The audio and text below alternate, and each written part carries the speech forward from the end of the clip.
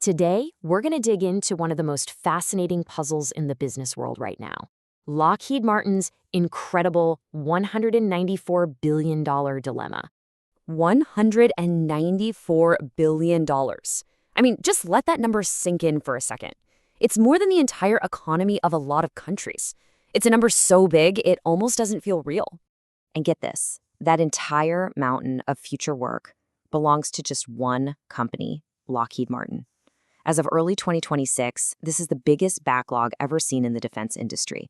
It should be the ultimate sign of a company that's absolutely crushing it. So, if that's the case, How is it possible that a company with a historic, record-breaking backlog is also facing billions of dollars in losses? That's the riddle we're going to solve.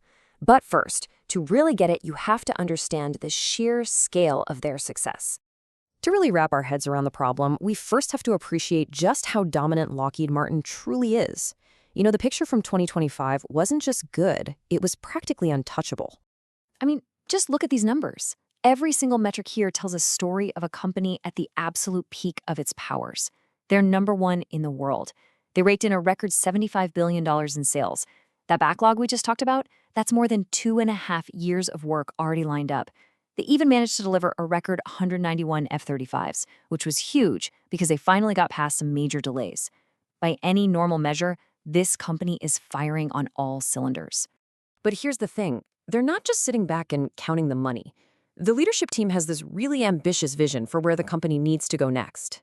The CEO, Jim Teichlet, he's pushing this big idea called 21st century security. And the core of it is this. He wants to transform Lockheed from a company that just builds amazing hardware into the tech company that connects all that hardware. Think about it like this. Instead of just building the individual puzzle pieces, they want to be the ones who create the whole picture, the digital nervous system that makes everything work together seamlessly. So how are they going to do that? Well, it really boils down to two huge moves. First, there's something called 1LMX, which is this massive internal project to go fully digital, streamlining everything from the first blueprint to maintenance decades down the line. And second, they're pushing for new kinds of long-term contracts that are designed to shield them from the chaos of things like inflation and supply chain nightmares. The strategy seems crystal clear. Own the present and build a smarter, more connected future. Okay, so everything looks incredible, right? Record sales, a bold new vision, but hiding just underneath all that success, there's a serious, serious problem.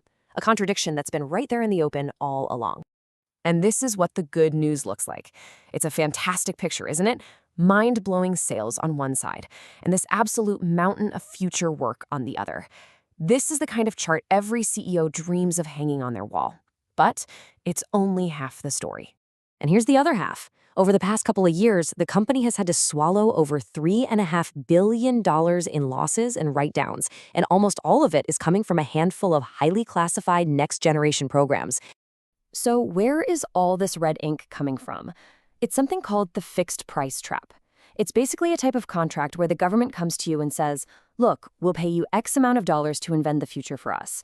The problem is, when you're doing high-risk, cutting-edge innovation, it almost always costs more than you expect. And with these contracts, every single dollar you go over budget, you have to eat that cost yourself. It's a massive, massive financial gamble. So this means Lockheed is fighting a war on two fronts, financially speaking. On one side, you have these old, risky contracts that are just constantly dragging down their profits. And on the other side, their big, ambitious digital transformation is creating its own temporary cash flow problems as they get all these new systems up and running. And all of this leads to a huge fork in the road for the company's leadership. They're facing a choice between two very different futures, and the decision they make could define Lockheed for the next 50 years. Okay, path number one is what you might call the defensive pivot. They could just stop. They could refuse to bid on any more of these super risky fixed-price contracts. The goal would be simple: protect the company's profits right now. But the risk is huge. They could lose their spot at the cutting edge of technology to their rivals. Then there's path number two, the innovation gamble. They could decide to just keep taking these hits in the short term, betting that these painful development programs will eventually become massive money-making machines for decades, just like the F-35 program did. The risk there is pretty obvious too. The bleeding might not stop, and the losses could get even bigger. So, as you can see, there's no easy answer here. It's a classic business school case study of short-term pain versus long-term gain. So now I want you to imagine you're in that boardroom. This is your call to make. It all really boils down to this one fundamental question.